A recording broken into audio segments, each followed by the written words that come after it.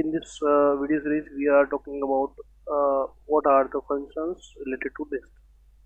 So our first function is append. This append function actually used to add an element in the end of the list. So first create a list like animal equals to, let's suppose the elements are cat, dog, rabbit, and if I want to add a new animal or an element in this list, I use animals dot append rat. If I want print animals, so you can see the rat is added at the end of the list. This is how you can use append function. If you have a list also like wild animals, tiger, wolf, and if you add this using append,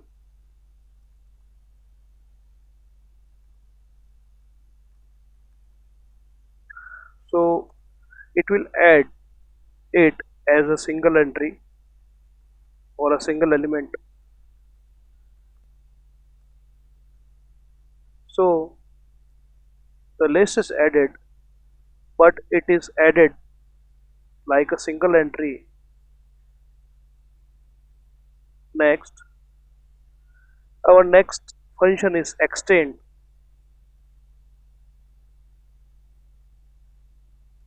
Append function and extend function are similar in nature,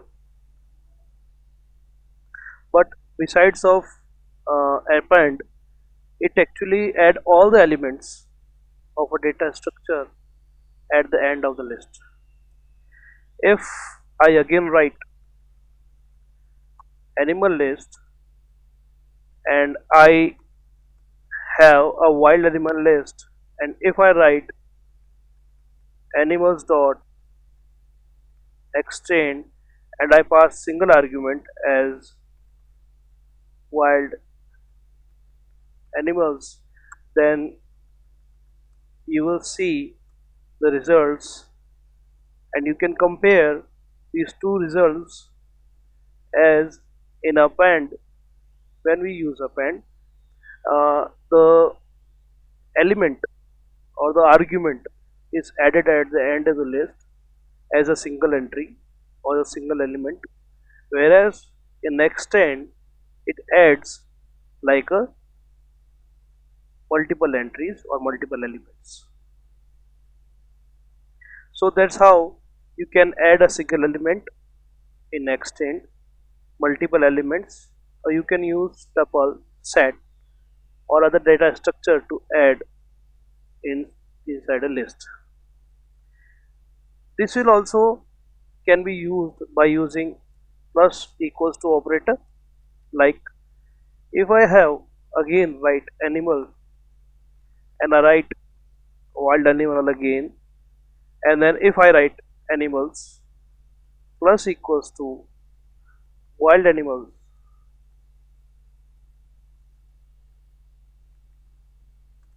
then you will notice the result would be same. Our next function is insert. The insert method inserts an element to the list at a given index. So we have to pass two arguments. First is the index number in a list, and second is the element. So let's take an example. Let's suppose I have animal again, and in this animal list, let's suppose I have to add tiger at second place. So I write animal dot insert, then I write index number, then I write the element itself, and then hit OK. So if I write print a command, then you will notice the tiger will appear at the second position. As you already know, every list starts from 0, then 1, and then 2. So if I write 2, then it means that it will insert the element on the third place because it starts from 0 to n minus 1. That's how you can also insert any list, tuple, set in a list. Our fourth command is remove. Remove function is basically used to remove an element from the list. It removes the first matching element from the list. It will take a single argument. The argument would be the element. If it doesn't match the element in the list, then it will throws an error, which is value error, and it returns nothing. So let's suppose I have animal, and if I write animals dot remove, and I write rabbit, then you will notice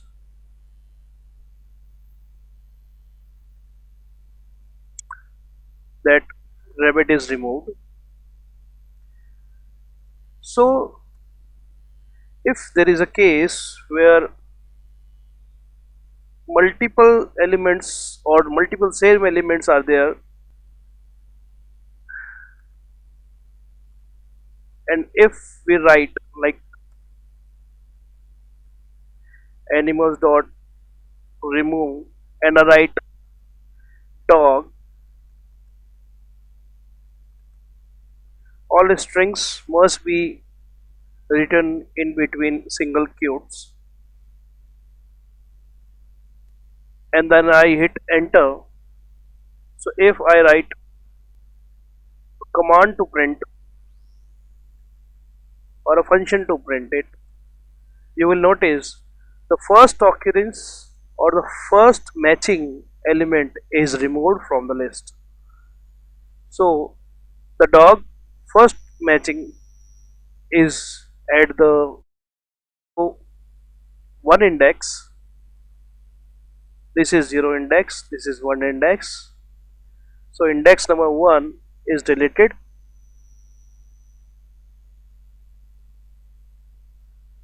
Our next example or next function is index. The index method search an element in the list and return its index number.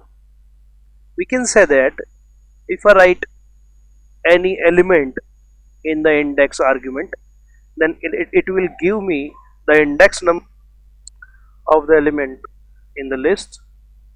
So let's suppose I again use animals, and if I write animals dot index and I write rabbit,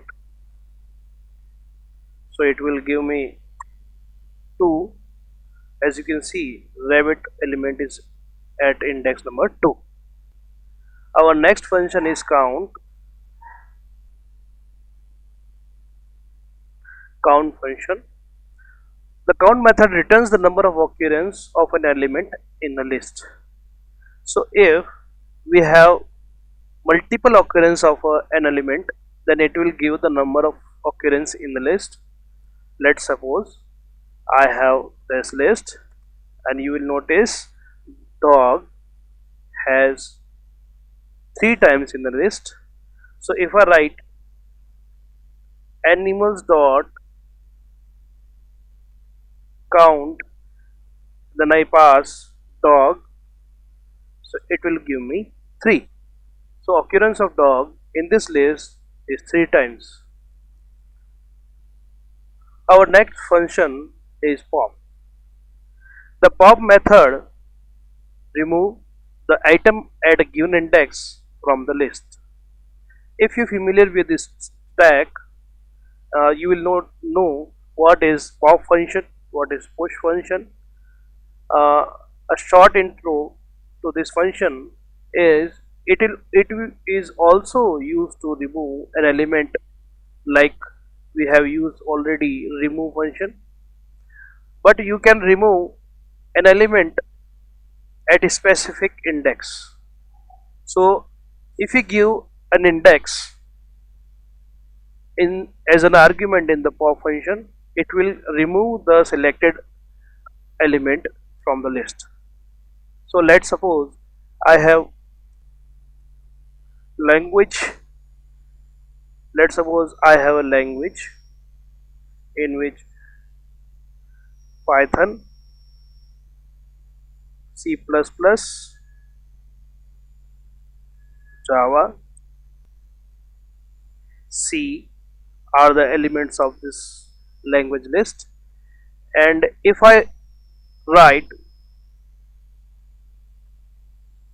lang.pop, so it will return the last element C and also remove the element. So that's how this function return an element as a result and also remove the element from the list. If you're not familiar with what is returning value, you can understand by a simple example. Let's suppose I give a equals to 10 and b equals to 20. If I write a plus b and hit enter, it will give us 30. So this plus operator add a and b and also return a value as 330. But if I do a plus equals to b, then it will give nothing. So this plus equals to operator doesn't return any value, whereas plus operator returns a value 30. Value of a is 30. Let's focus on our function. If I write lang for language as lang.pop, and if I write index number 1, so it will delete or remove the second element of the list, which is C++. So we can also use negative index in this. So if I write for -2, so it will delete the second right hand index, which is Java, from the list. Our next function is sort.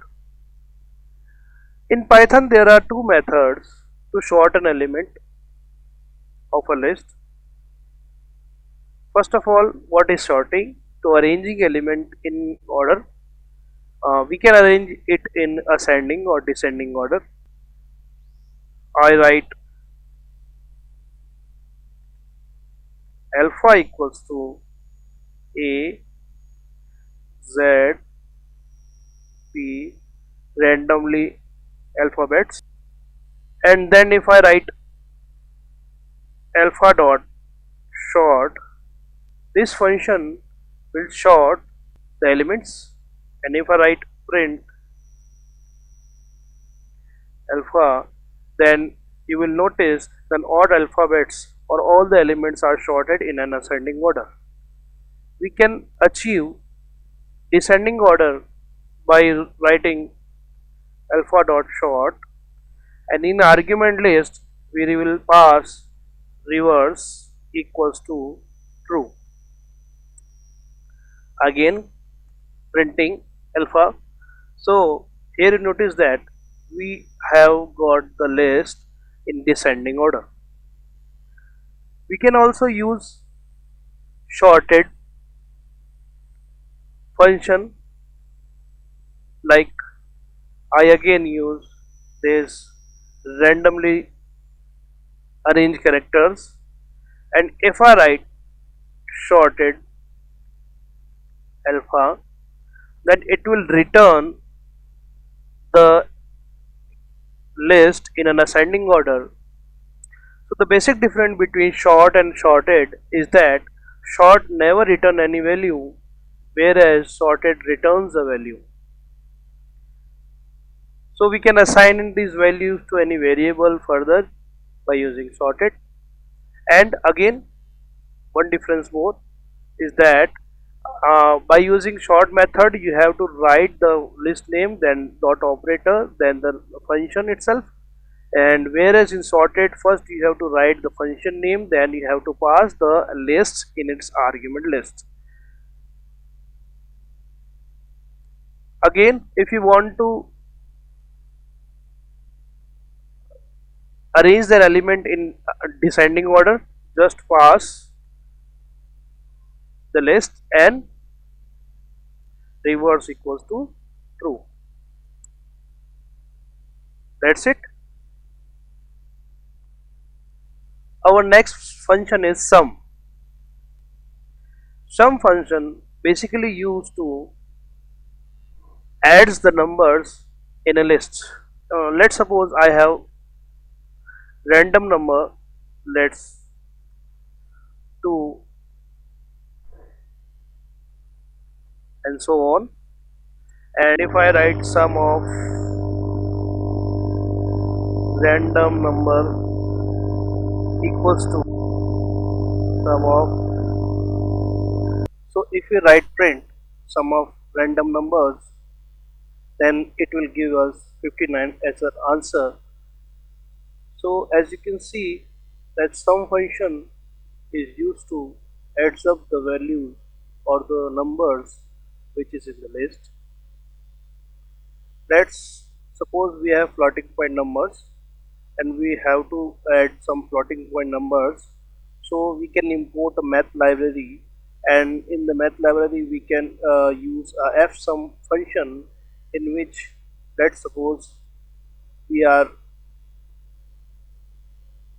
writing 2.3, 6.3 and some numbers which are floating point numbers, and when I hit enter it will give us 34.0 as a floating point number answer.